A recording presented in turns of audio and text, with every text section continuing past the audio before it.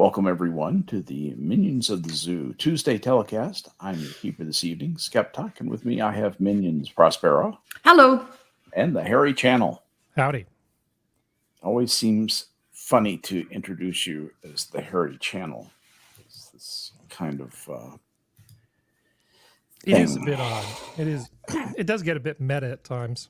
Well, when I say we don't see channel. Right, we don't see your face, and so there's kind of a Max Headroom vibe. I do that. You might not be real. I do that as a service to the audience. Oh, so software as a service? A shitty AI. Yeah. Very good. You're not too strange. Yeah. How you doing, Prospero? Doing all right. Doing all right. Hanging in there. Committed any treason lately? No, not that I'm aware. Oh, well, but I'm sit right down. but I'm sure that Levantry Beria, aka Garland, would think otherwise. Yeah, you're kidding. It's the season for treason.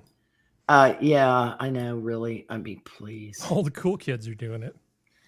You know, this is really interesting. These Navy sailors,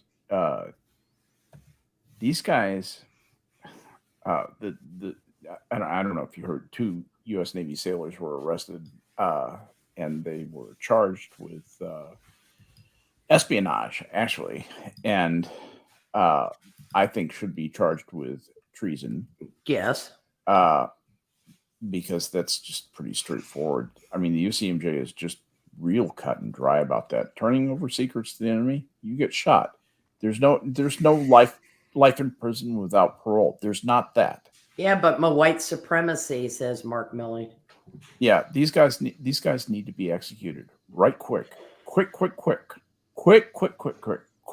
appeal up the JAG, the Army equivalent of the JAG, and that's right, the Navy JAG. Yeah, this will be Navy JAG. I was looking at this guy's uniform and I was thinking, yeah, the second one up in Los Angeles, he had his camis on. That picture of him. Me. But whatever adjudicating authority, there are many adjudicating authorities for the UCMJ. One of those is the Navy JAG, and they can certainly hold courts martial, and they would have to have a senior admiral, present on the board to mete out a death sentence. Well, what I found particularly distasteful is the gentleman who was at Navy Base Ventura. Mm-hmm. By the description, what he actually gave to the PRC was more egregious than what the other one did. Yet he is not facing life in prison. Like I said, both of these guys need to be taken out back and put down. Oh, yes. And their families in China charged for the bullet. Well, no. One of them being a recent U.S. citizen. I'm not Leon Trotsky, okay? Well, come on now. Come on, comrade. I'm beginning to think, in order for the message to sink into these twats, that more draconian the better, because they're just not getting it. This was chump change. Oh yeah, these two pinheads accepted to sell out actual battle plans for joint naval mission activity. He was a machinist mate, so here's what he had access to. That was the first one. Yeah, this was the second one in Ventura, though, was the one that gave away the plans for the Indo-Pacific. Well, let me just tell you, this guy, the guy had a security clearance where he could get to all sorts of engine information that we wouldn't want anybody to have. Yeah, schematics and that kind of and so this guy is bad news. Then it doesn't matter what the quality of what they passed on. Correct. It's what they did. It's the committing of that act. Well, that both of them aren't facing the same charge. If they both handed over things that ended up to be worthless and turns out no harm done, I still shoot these guys.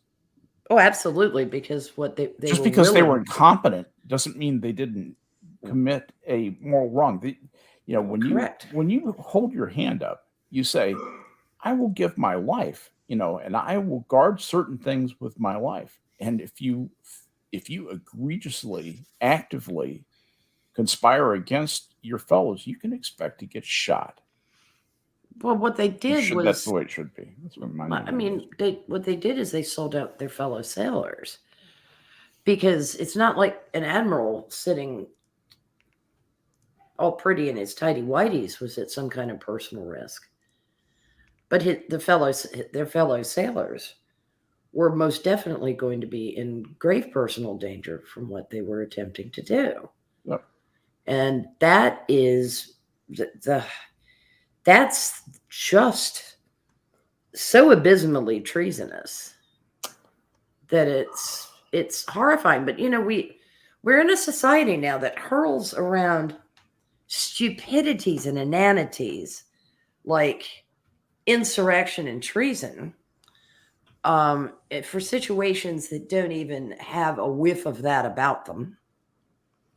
By definition, any legal definition, if it observed by a sane person. Mm-hmm. And then someone no doubt will worry about how these poor boys were used, and how they're going to be abused by the United States Navy. And it's like, you don't understand abuse. Keel hauling would be nice. But they're nowhere on the progressive stack. But I still think we should find out. This is true. They are Asian. We should find out more about their childhood, yes, their upbringing. Maybe they were raised by single moms. Yes, that'll be fun to do. Let's do it post-mortem. Yeah. Maybe they were raised by single moms who, because they were denied access to safe and legal abortion, had to bring these kids into the world, separately. And then, so in a way, this had to happen. Their existence was resented, and they never got a mother's love. Maybe that happened. Did you ever think of that, Prospero? Yeah, I didn't. Yes, shame on me. Keel haul them. I put a link to the. I know you didn't want to go with the video, but I put a link to the article in the private chat because I'm not sure we've really explained adequately what these guys did. We're talking around what they did a bit. Well, let's see. Jin Chao Wai, also known as Patrick Wai, is accused of accepting thousands of dollars from a Chinese intelligence officer in exchange for information concerning the defense and weapon capabilities of U.S. Navy ships, potential vulnerabilities of these ships, information related to ship movement, probably that last especially. According to a grand jury indictment, prosecutors allege he also provided the officer with photographs of military hardware and details about an upcoming maritime warfare exercise involving U.S. Marines. Now, fuck you, buddy, you die. Why is one of two Southern California sailors arrested for allegedly sending sensitive information to China? Petty Officer Fuckhead, also known as Thomas Fuckhead, was arrested Wednesday and pleaded not guilty Thursday afternoon in downtown Los Angeles to charges of conspiracy and receipt of a bribe by a public official. According to a U.S. Attorney's Office, Zhao was working at Naval Base Ventura County in Port Hueneme. Wai was arrested on espionage charges. Okay, let's see what the indictment on. So he's indicted on espionage charges. That has a death penalty. Mm-hmm. That can have the death penalty. But he's not facing the same sentence that Naval Base San Diego Fuckhead is. Yeah. It's Naval Base. Well, no, okay. Okay. I see. Here's what's going on with Zhao. The Fuckhead number 2. Fuckhead number 2 is only charged with bribe and conspiracy right now. But when they see who he was bribing and conspiring with, they will upgrade that charge. I almost guarantee it, at least to something on the order of espionage. Yes, which It'd probably be prosecuted just like the other one. Green Badger asks a very valid question, though, because he said, does the current administration consider China an enemy or an employer? Employer. Yeah, exactly. That's well played.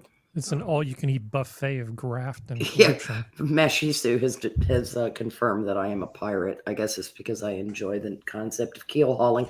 I think keel hauling on a super carrier is a very good idea. That'd be fair. Keel hauling was my idea. I was the one who introduced that. Do you remember that from the original? More cred as a badass than I do Prospero. How about walking the plank over the screws? Yeah. That to me sounds kind of spiffy too. Actually, you just get caught up in the turbulence. You never get down to the screws. Well, I don't care. You get pushed away so hard. I don't care. You're going to hit the hydraulics and you're going to drown, and that's one less fucking mouth to feed. To my mind, the only extenuating circumstance, because I'm trying to imagine if some witless idiot let slip something, that seems like one punishment. But if they knew what they were doing, right? They're getting paid for this. They're getting paid, which means they're doing a job. They had to know what they were doing. There's no defense in there. There's no I didn't know what I was doing defense. It's like, no, you took information that you were not supposed to disclose, and somebody paid you. Whether you even knew if the guy was a agent of a foreign government or not, I don't care. I do. Okay, there's a thorny question here, which is, why are these guys both sort of Asian American types in the Navy, and why is it that the Chinese intelligence people targeted them? One of them was not yet a U.S. citizen. He became one, and his handler congratulated him. No. Yeah, that's right. I forgot about that aspect of it. You guys have spent some time in Chinatown, in the Chinese community, Oriental community in San Francisco, Oakland. Spent a lot of time there. What you learn,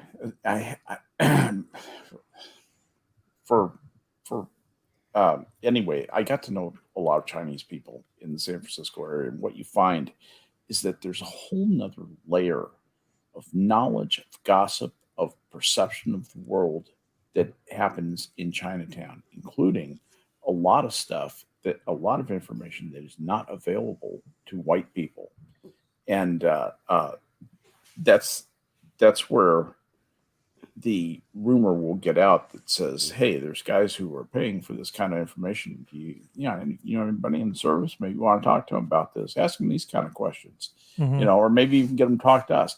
I guarantee you some of that stuff is going on because the Chinese they're too smart to not take advantage of that aspect of being able to effectively infiltrate the United States. Let me tell you, they're masters at it. Mm-hmm. They are fucking masters at it. Well, I can't help but think that in this sort of game that they're playing, that most Chinese Americans would not give that guy the time of day. No. So there has to be some process that they go through to sort of build trust with these guys before they actually approach them with an offer of money to do this thing. There are textbooks about that. I know, because if you just went up and approached some, 100 random Chinese Americans and just offered them money in exchange for treason, 99 of those would probably turn you into federal agents. At least I would hope so. Unless there's some other thing going on here, sort of like how some of the triads and the Asian gangs will predate cells on other Chinese in the United States, and they will not contact the police. So is there some sort of distrust that prevents them from telling people about these offers that were made to them? Or, because they figure maybe they're going to get in trouble no matter what they do?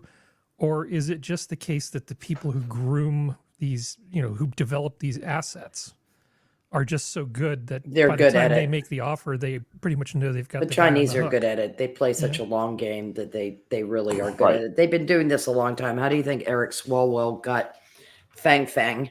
How do you think the Chinese driver for Feinstein? How do you think that they've been there for ages? Some of them were born here. Yeah. Anchor babies. Anchoring the PRC in California in particular. because it's a target-rich environment for military secrets, for tech secrets, for all kinds of military industrial complex secrets. The West Coast is gold. Well, they don't even have to steal the secrets. All they need to do is chip some money into the till, and it's very easy for them to get just about any piece of information they want. Yes. I mean, unless you're talking about like Lockheed or Raytheon or a company like that, universities, private companies, they have access to everything they want. Yep. Yeah, they do. But I mean, I am talking about Lockheed. I am talking about Raytheon. I am talking about some Silicon Valley people who might be a little bit more locked down. I am talking about the military, Army, Navy, Air Force, and Marines. And Space Force. And Space Force. And Coasties. No, just I bet the Coasties are smarter than that. Well, the Coasties are pretty badass. Anybody who makes fun of the Coasties needs to they're watch crazy. A few more videos of these guys You'll saving never people in hear rough seas. You'll never hear anyone in the Navy say anything bad about the Coast Guard. But what did you say about navigating like the Chesapeake Bay? We let the real sailors do it. Goddamn right we do. Because they're the we ones, know what we're good at. Yeah, we're good at breaking things and killing people. We go to sea and make war. You guys are the ones who know how to sail. You know. Well, you guys who have the muscle memory. That's the only way I can describe it. Yeah. When you see a pilot working his craft on the bridge, you just stand there. Well, first of all, you better stand in utter silence.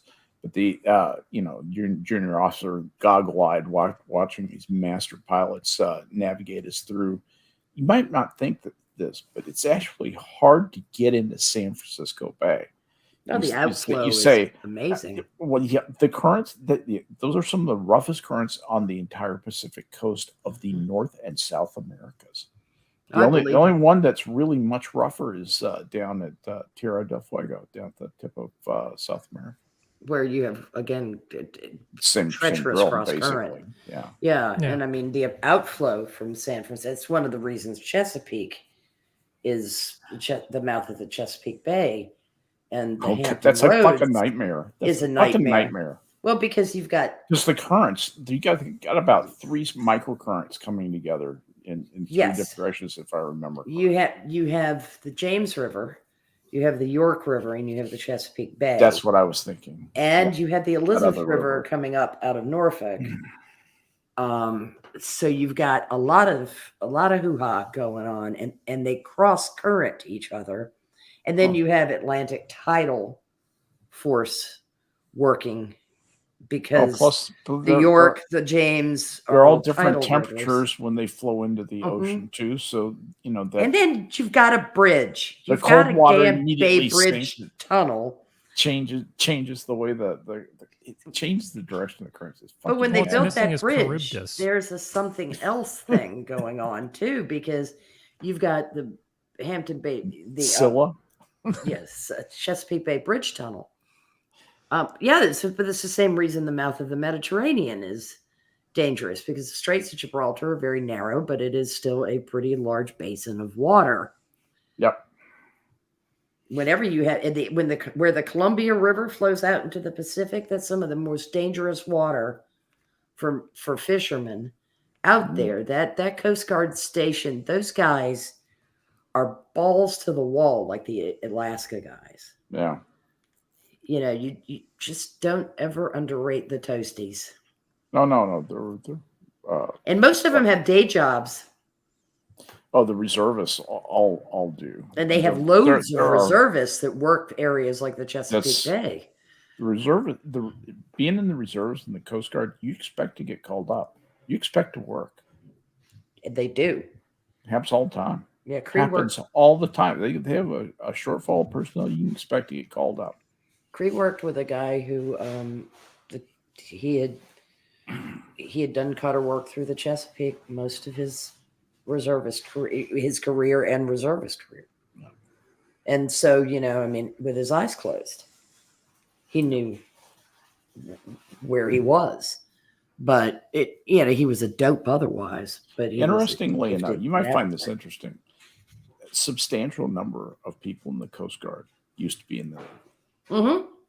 But very, very rarely you run across anybody who used to be a coastie in the Navy. I know somebody who did. I went to high school Well, but with him. my point is that statistically, Yes. it's different. I find that interesting. I mean, it's you may know a guy, but trust me when I tell you that is the exception. Is usually far more often the other way, like 20-1 at least. I think he wanted appointment to the Naval Academy, but it was a case of not being able to get one, so he took one to the Coast Guard Academy. Mm-hmm. And then about 10 years in, I think it was about 10 years in, I saw in the high school directory that his designation had shifted to Lieutenant Commander USN. Yep. Well, yep. With officers, it's easier. I was really speaking of enlisted men. Yeah. With officers, I have heard of some, trade off back and forth. You get these guys who, dig driving these destroyer escorts, and all right, give me one with about 4 times as much power and about half as much weight. There ought to be some fun. And that's what the Coasties. That's what a Coast Guard cutter is. It's a fucking stripped down DE. Basically, that idea anyway. They also have some beautiful stations. They really do have some beautiful stations. Yeah, the locations of some of them are very picturesque. It is the beach. In that regard, it's not hideously onerous. Dude, the station down at Oregon Inlet is what a lovely view. Egrets wading in the water, that kind of thing. But it's still dangerous territory, and you've got loads of fishing fleets going out, people getting in trouble all the time. It's amazing that the oceans are still uncontrolled. We don't control them like aircraft. Isn't that coming. Amazing? Yeah, that's coming. We will start having IFF on boats, and pretty soon it's going to be okay. Who's out there? Who's not transmitting an IFF? We're going to go look at you. Sounds iffy. There you go. Lol. You got 2 supports from me. I think that will be something they can't resist. But fuck these guys anyway. Yeah. These 2 douche nuggets. I mean, fuck them. Yeah. Nasty little shits. As far as I'm concerned, they are so morally corrupt that they just need to not be on this earth. And the other thing is, 30 pieces. Look, when you're trying to run a Navy, you have to show examples of what happens when people really fuck up. And this is the biggest fuck up you can do. This is the place they played a stupid game, and this is what they won. And this needs to be hammered home. These guys, well, it wasn't really in that much harm, so we let it go because LGBT, and they're both identifying as black lesbians. If something like that happens, I'm just going to say, fuck it. That's not my Navy. Yeah, it's not anybody's. It's not anybody's Navy.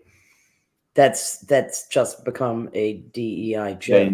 They need to nuke these guys. They didn't even get honeypotted. I mean, I know. Seriously, $15,000 and no cheap honeypot change. Jesus. 30. Man. It isn't even 30 good pieces of silver, is it? It No. is chump change.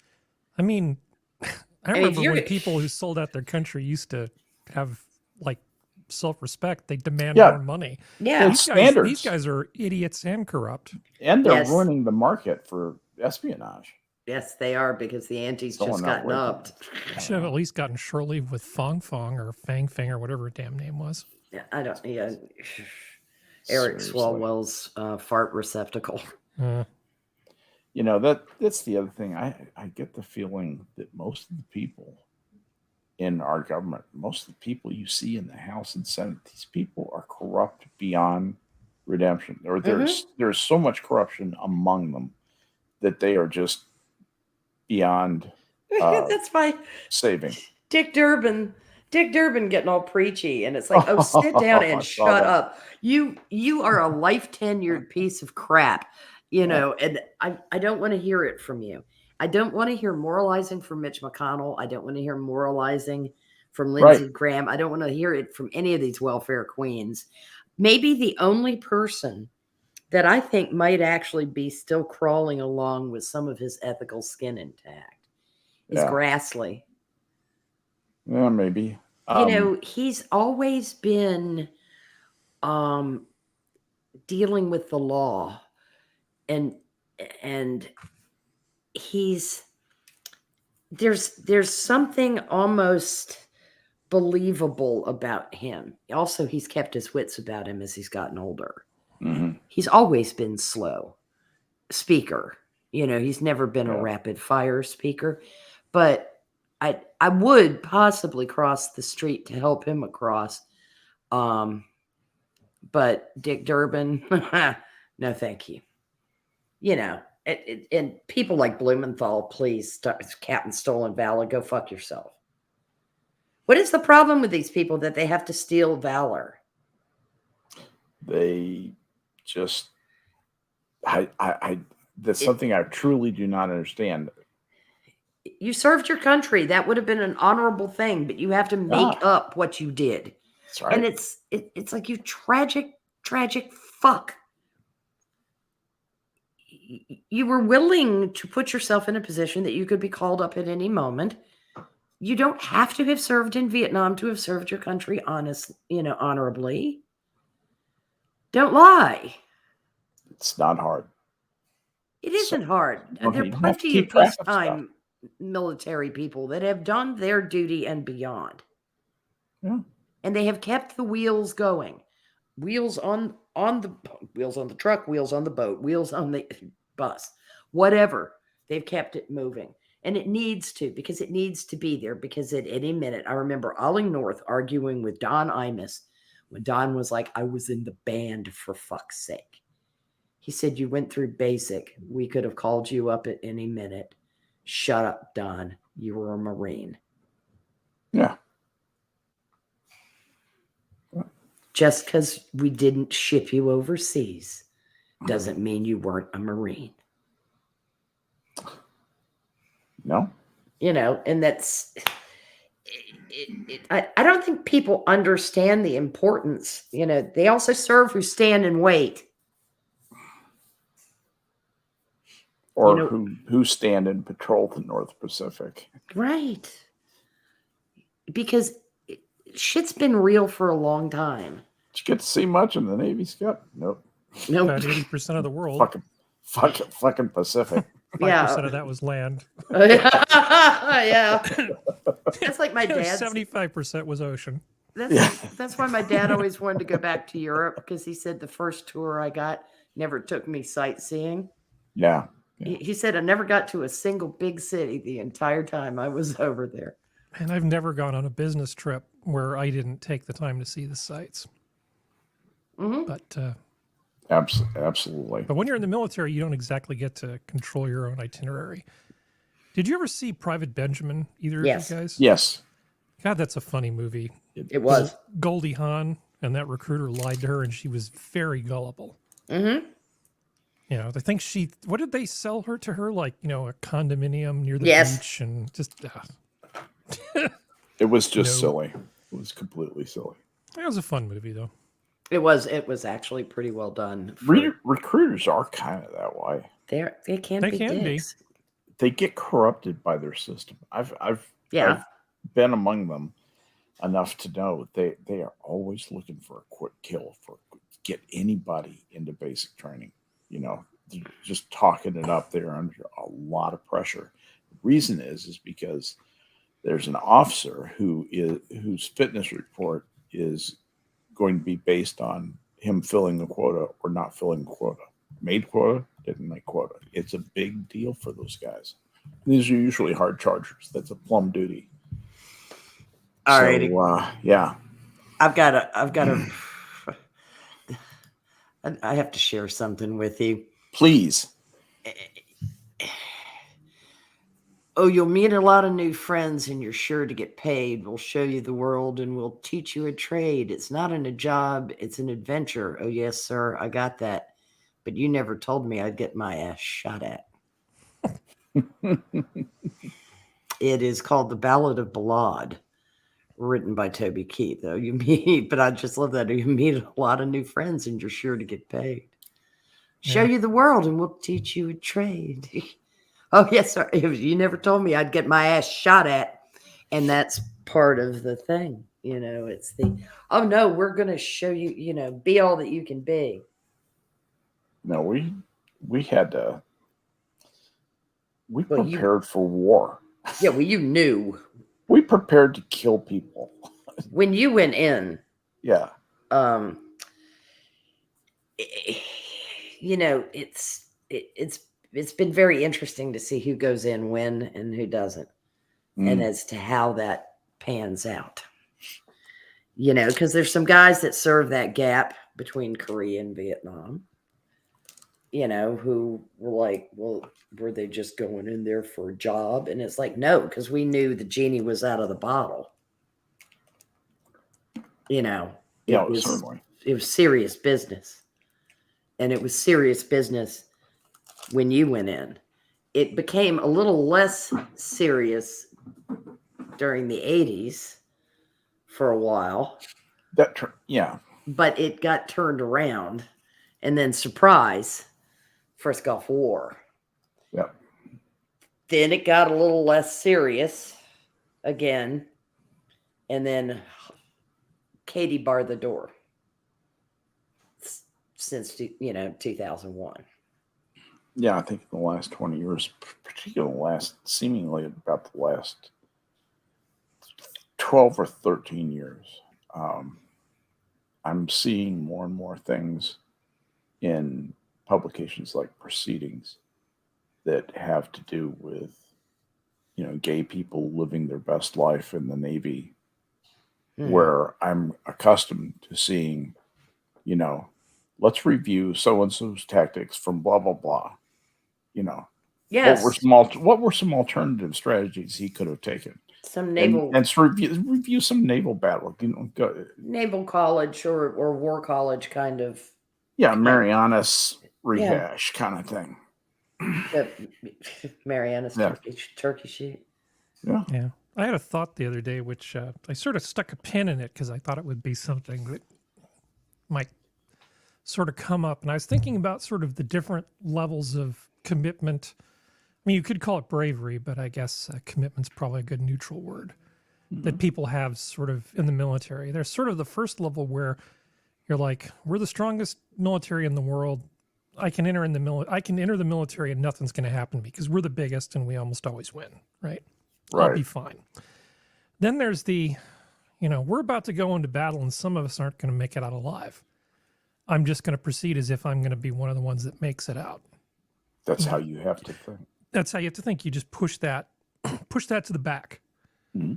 And then there's that third class, which is, there's a very, very good chance I'm not coming back, but we got something to do and I'm just going to do it anyway.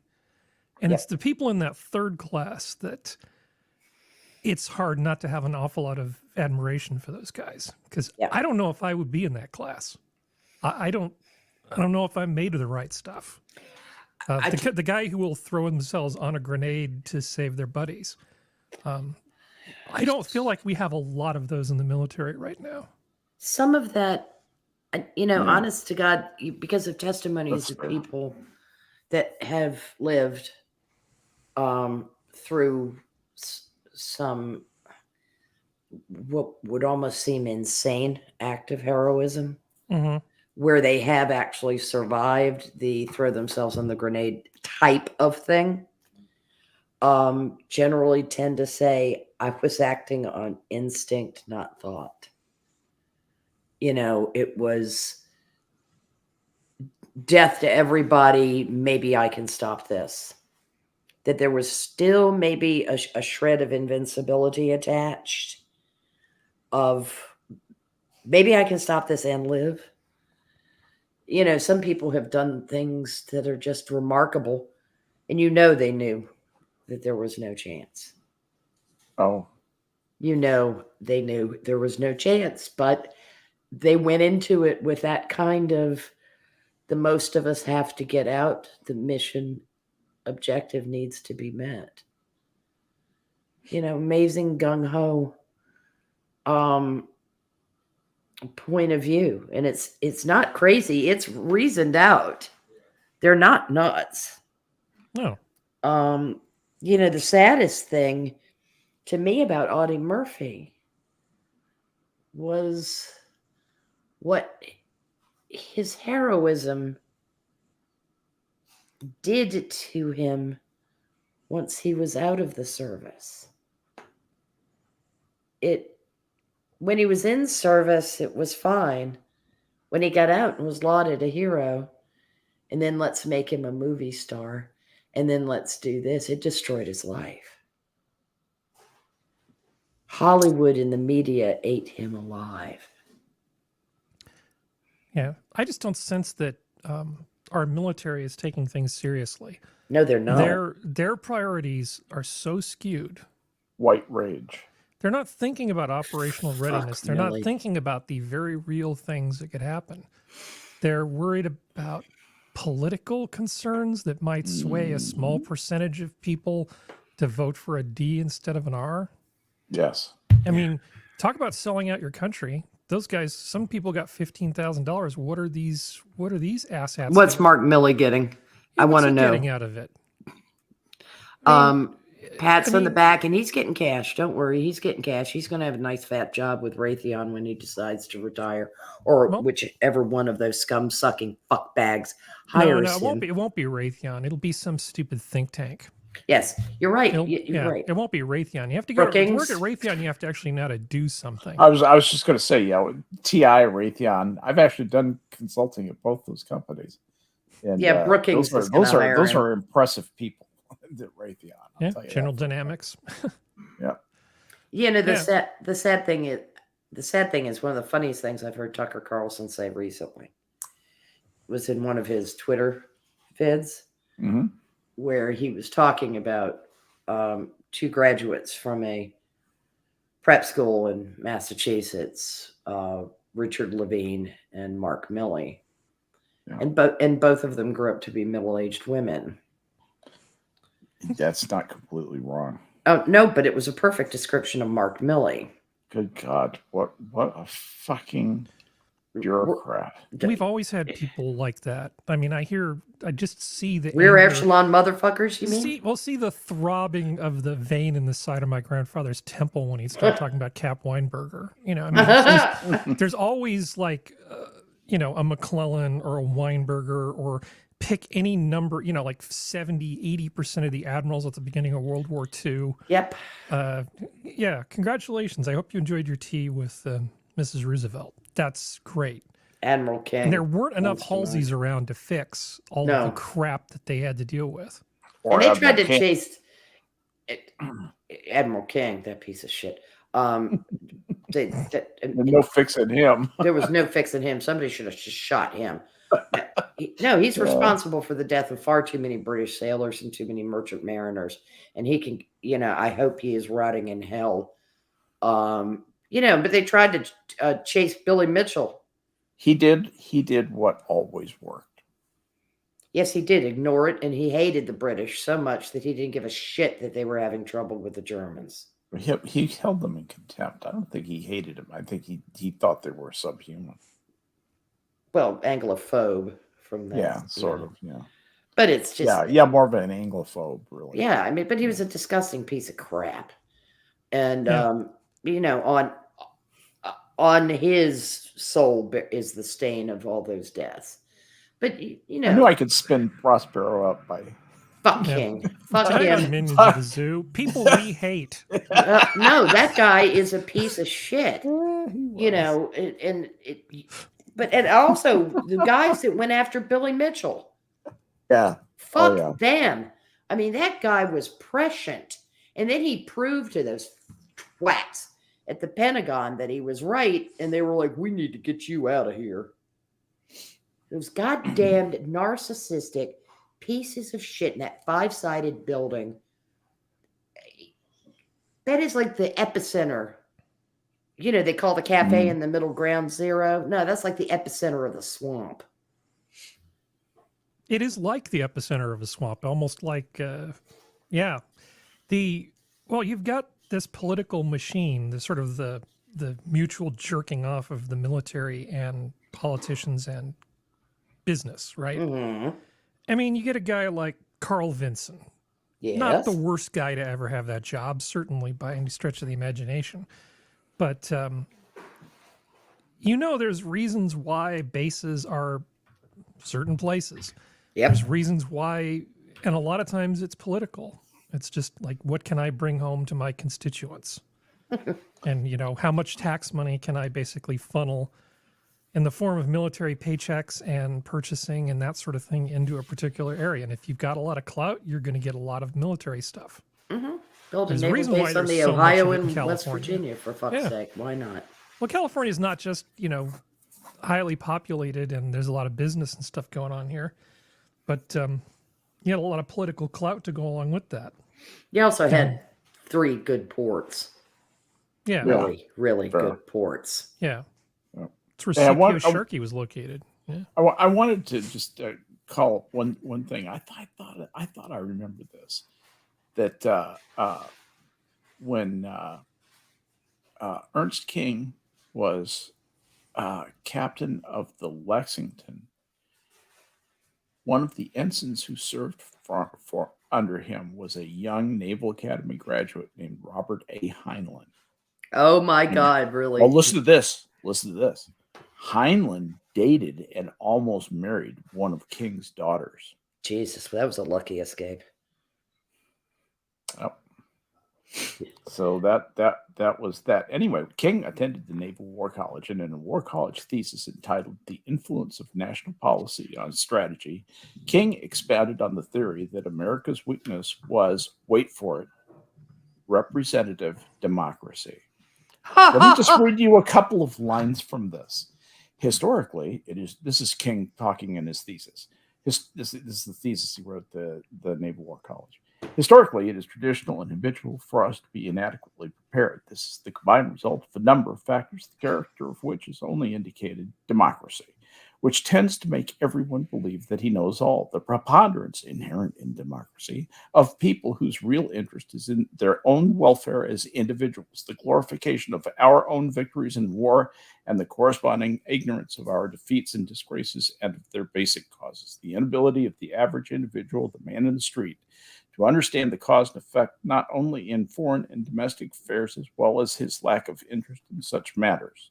Added to these elements is the manner in which our representative Republican form of government has developed so as to put a premium on mediocrity and to emphasize the defects of the electorate already mentioned. This guy was against democracy. But he's not wrong about some of those weaknesses that we no, he identified a couple of things. Yeah, we always went into a war ready to refight the last one. Without any forward thinking whatsoever about the next one, which is one of the reasons why World War I was so catastrophic. The things that he cites, I don't have any real problem with. It's the conclusion that he draws from it is that such a monarchist. Yes, absolutely. For somebody who was an Anglophobe, such a monarchist. I guess he liked the Kaiser system better. Apparently, either that or the Tsar system. I don't know which one fondled his garbles, but I have a feeling it was the Kaiser system, dear Ernst.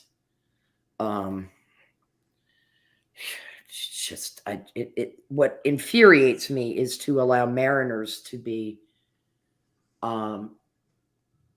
preyed on.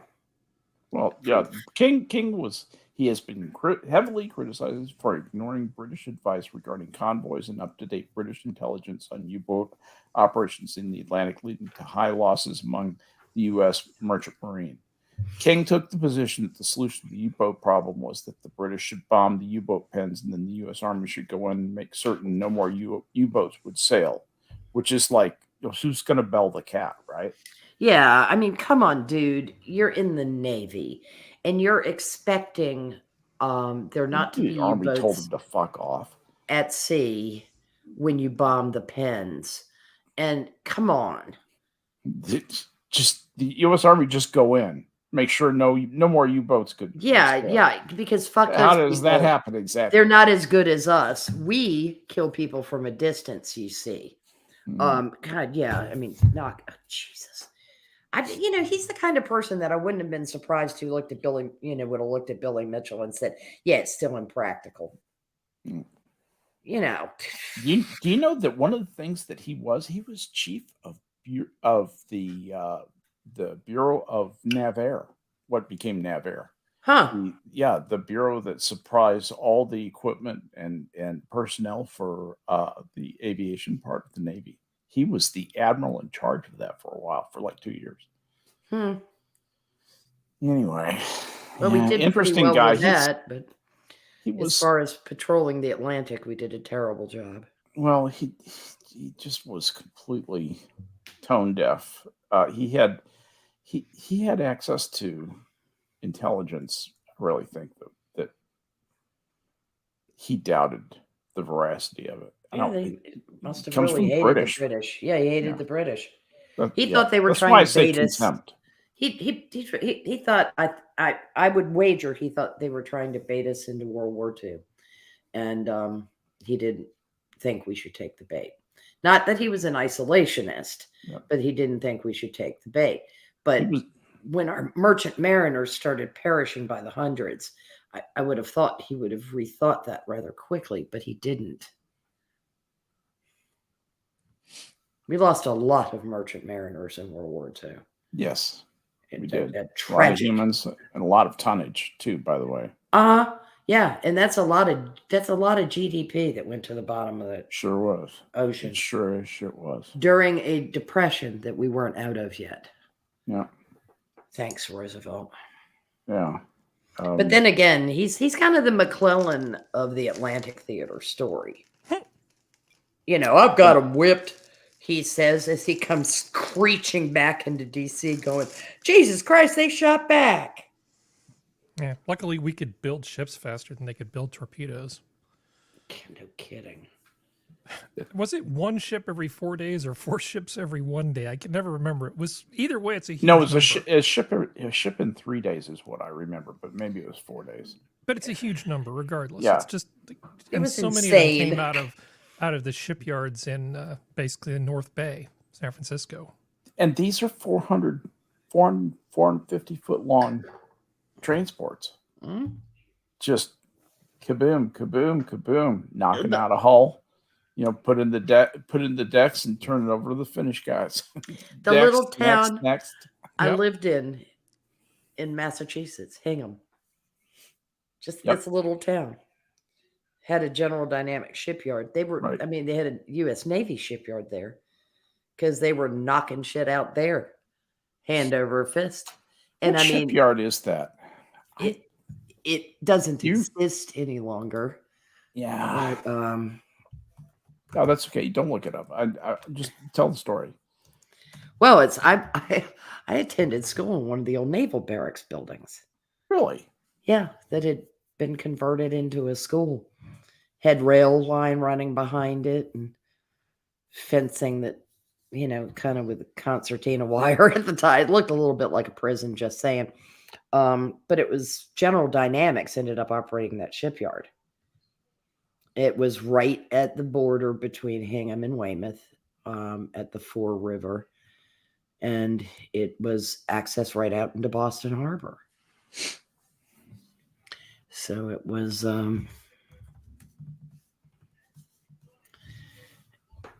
kind of convenient. It's a Bethlehem Hingham shipyard.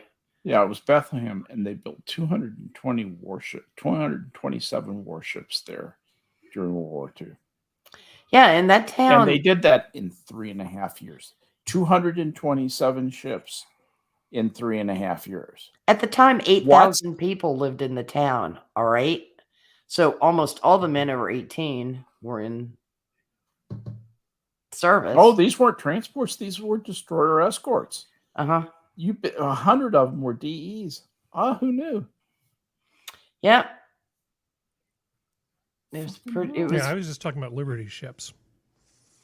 Yeah, this was pretty amazing, though. I mean, it was big shipyards, and General Dynamics ran it for a long time. Now it is a big shopping and harbor development for moored pleasure boats, and the ferry that comes out of Boston that goes to Hull also comes over to Hingham. Hingham was the second most productive port during World War II. Only Fairfield, which built 384, was more productive. Yeah, bless its little heart. Huh. I don't know why I didn't know about the Bethlehem Yard. That must have been like in World War II or something. Yes. Yeah, it's kind of amazing. Over 23,000 people were working daily at that shipyard. Which is roughly the current population of the town. Interesting.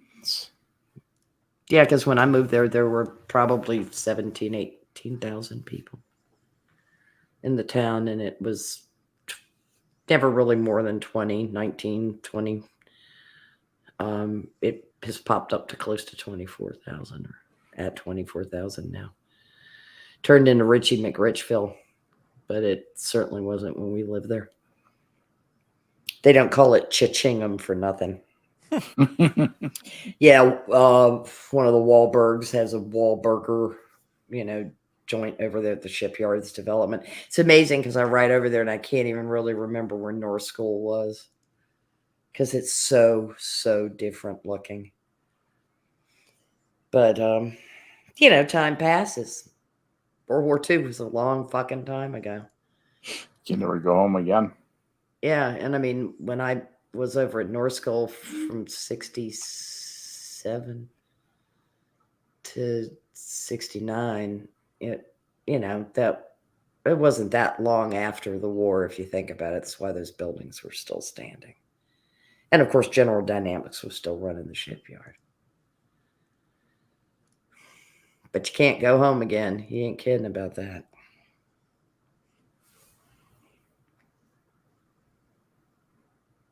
Everything's changed. Plus que change, plus la même chose. Yeah. But you're right. You really cannot go home again. Not to, Said. Yeah. Wolf had a point. You can, but you have to be prepared for the remarkable changes. What you have locked in your head is you're not going back there. You can't go back there. No, those are memories. Yeah. You can't go time to the travel. location of home, where home used to be, but you can't go to home. Right. Yeah. I got lucky in a very short period after I had left. Like 7 years later, I got to walk through the home I grew up in, because a friend of my mother's had bought it. And to tell you the truth, that was actually terrifically painful. Very disorienting. Really? But it was somebody else's house. But there were things that were still exactly as they were. Yes. Exactly, including the chalk-written name of horses supposedly magically stabled under the basement stairs from the Trixie Belden books that I had written in chalk probably when I was 10 or 11 years old. Nice. Yeah, that was pretty fucking weird, though, to look at that. That must have felt really strange. It did. Yeah. It was incredibly disorienting.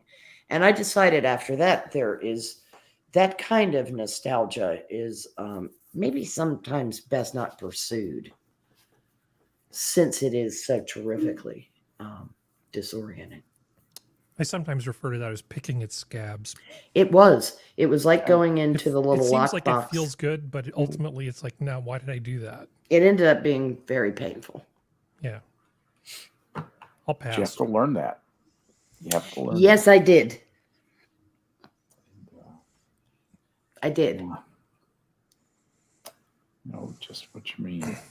But, it still didn't make it fun. And it's still, when I think about it, almost gives me the same heartache. Just, it was a terrifically sad experience for me. Mainly because I had tied all my memories of my dad, primarily, were linked to that house. Yeah. And he had died 5 years earlier. Oh, wow. So yeah. it was like, God, everything is here. My mother's here. Friends of my parents are here. But this isn't our house anymore. And my dad's gone. Thunderclap. Wake up, little girl. It's time to grow up and be a big adult. Yeah. Just keep busy, keep moving forward. It's one of those balance things. What's the right amount of looking back? Oh, yes. That you need to do. And sometimes it keeps you grounded. Mm-hmm. Sometimes it's good for you because you feel like you have a place in history. Yes.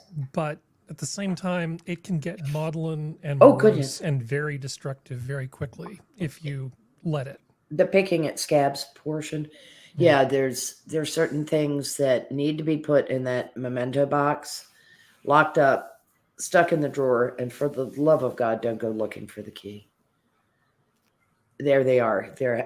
That's a memory. And unless you're willing to accept it as a happy memory, don't open it. Because if there's still things in there that make you sad, why bother? Yeah. There's plenty to make you sad in life. Yeah. Plenty. I stumbled across some negatives of my dad with a bicycle. And he wasn't that many years younger than when I was born. Mm-hmm. So you sort of see an image of him as a young man that I never knew. Yeah. And I guess the sad thing is those images that I have on on these negatives, once a person's gone, those don't mean anything to anybody. I mean, they mean a little something to me, but probably nothing compared to that. It's just all very ephemeral. And if you spend too much time thinking about it, it's like, alcohol's sounding pretty good right about now. Yeah. it's just, so it's just like, okay, I'm not throwing these away because that just feels wrong. But I'm not going to look at them for too long because that feels wrong too.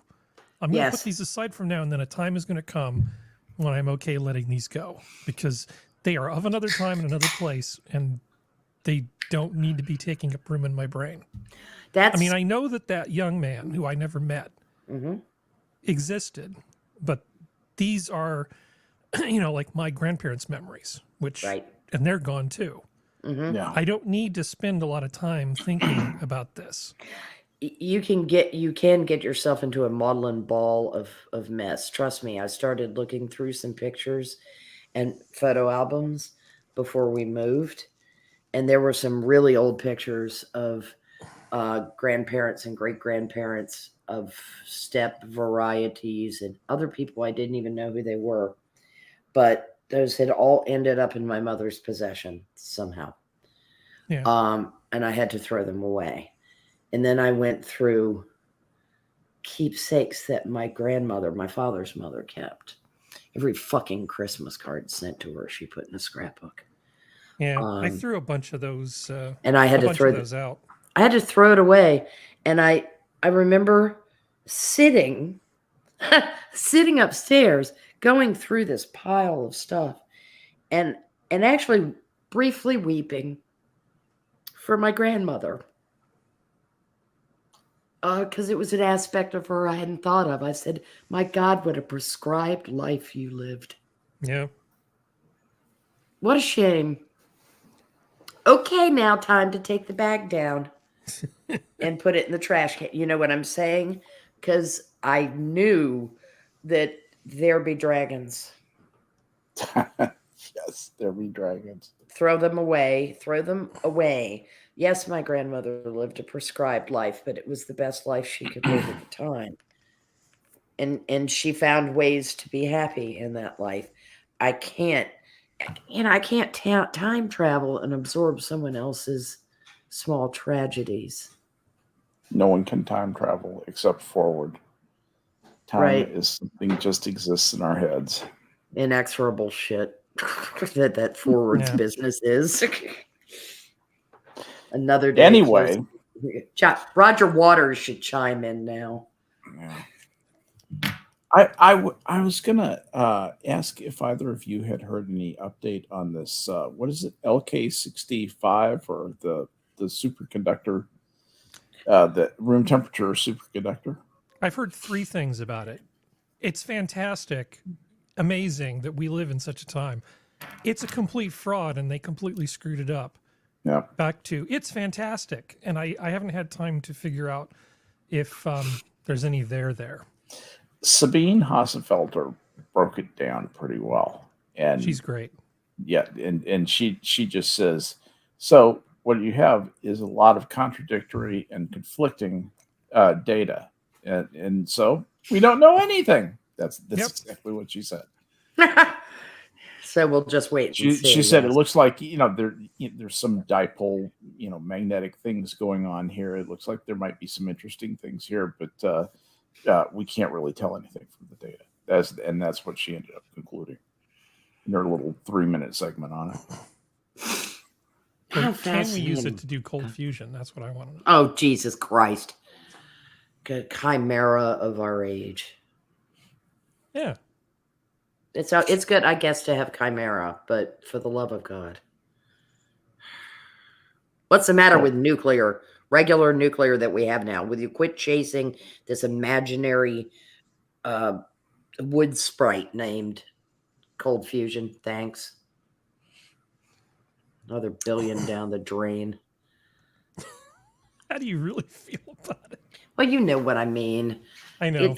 It just irritates me that we fiddle while Rome burns. Yes, you can look into both, but for fuck's sake, be building pocket reactors or something to take the load off the grid. Rearranging deck chairs on the Titanic. That's what we're doing right now. Yes, of course we are. And the world is doing that with respect to the climate.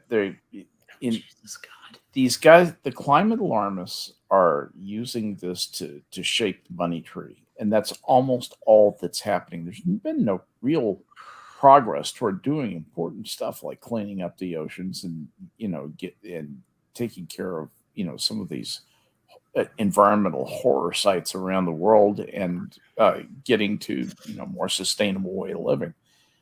There's very little progress in that happening. There's just a bunch of sub-optimization, a bunch of grifters. Yeah, as far as I'm concerned. So that's what's wrong with the environmental movement.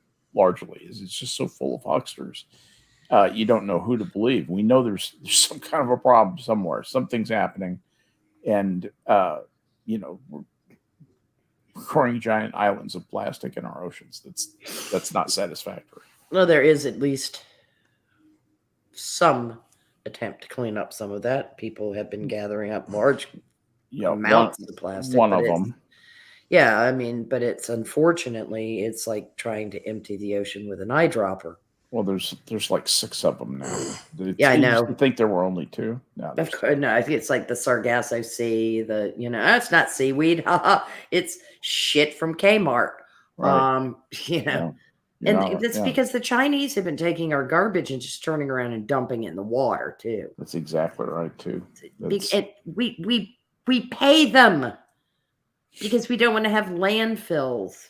I mean, why did we get rid of paper bags? Because we needed to save the trees. Do you know how fast loblolly pines grow? Anybody? Yes. Bueller. Cloth bags. Cloth bags would have been a really good idea to replace the paper bags. But no, we did fucking plastic bags. And then now all of a sudden it's like we have to give you paper straws. And it's like that's not the problem anymore. You don't understand. Actually, paper demand is slack and has been slack for years. Yes, it has. And we shut down timber operations. And, the problem with environmentalism, it's not the problem with it. It's why it's big money for P.T. Barnum's. Every young person, every one of us in our sweet souls, when we're naive, think, oh yes, I want to save the planet. Because I mean, look, I was all on board cleaning up the water and the air. What our upbringing was, all three of us were breathing some really toxic shit. And things did improve. Oh, tremendously. The water stopped stinking in more environments. And the air, certainly we had fewer and fewer hideous inversions over big cities in the East in particular. Because we got rid of a lot of sulfur dioxide. And we got, we stopped spewing everything into the goddamn air. But I don't know what the fuck people were thinking when they think taking like 400 acres in the middle of Buckingham County, Virginia, and putting a whole bunch of goddamn solar panels in there. What they think that's going to solve. I mean, it's going to fry some birds. It's going to create a heat well. And it's going to provide some power. Now, if you've taken that 400 acres and built a pocket reactor. Going to put you down for not a fan. Big time not a fan. You also could have built a reactor and planted loblolly pines and had more paper bags to go grocery shopping with. And there you have it, ladies and gentlemen. Well, you missed it on Saturday. One of the things we covered was they've actually built a new nuclear reactor for commercial use, and it's a Gen 3 plus.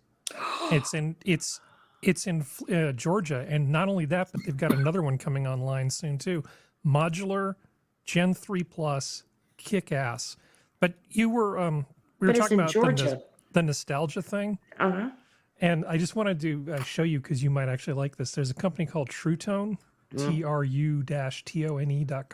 Yeah. And they make reproduction LED lights that look just like the ones we grew up with in both the smaller and the bigger sizes. And they'll sell you whole You grew up with Too. LEDs? No. These are the ones we grew up, the incandescents. Oh, that look like incandescents. Yeah, they're LEDs that faithfully look like incandescents that we grew up with, and they're indoor-outdoor rated. Oh, God, love them. They are so awesome. I have a bunch of them on order because I'm tired of sucking. Oh, please, Link. Link us. I will. Hook us up, man. Yeah, because I do they have that. The C7s, and they have the C9s, and then the biggins. So these are like the outdoor ones that everybody used to have. And look at the colors. Like your outdoor spots. Yeah. The colors are actually correct. Oh, good. They have the jewel tone ones as well. I mean, you can just get all of this shit.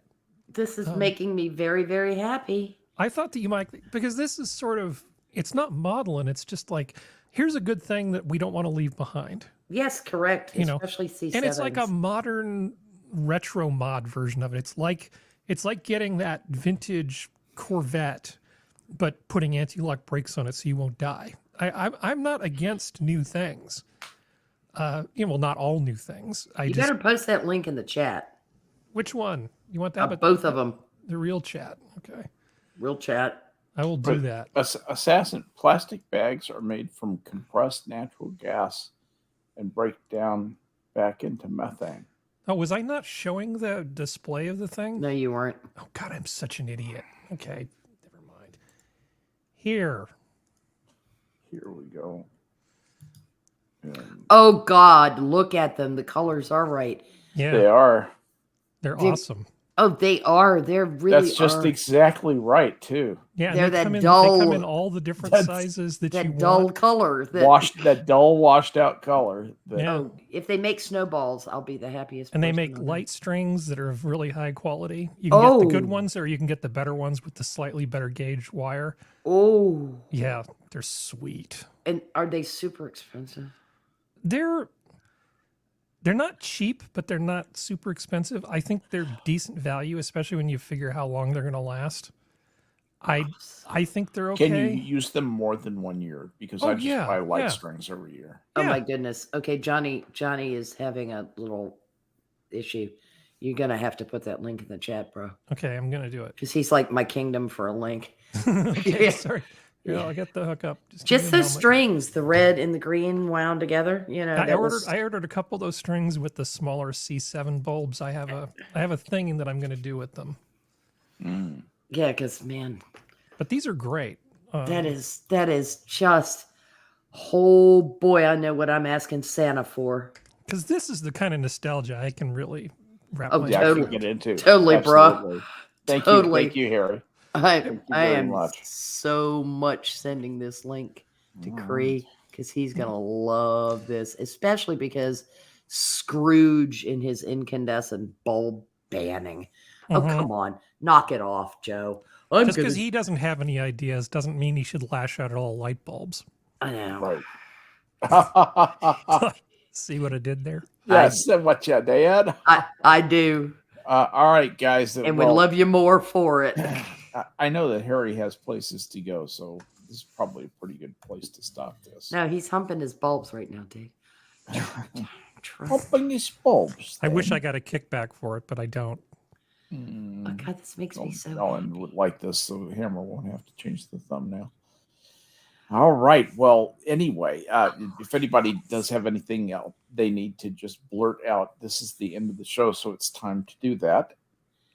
Nope. No. All right. Well, that's going to do it for today. Thank you, guys. Thank you, chat, for coming out and being a part of this. It just makes all the difference in the world. And thank you to my friends, Prospero and Harry, for joining me. We have been your minions of the zoo this evening. The zoo is closed. Good night, everyone, and have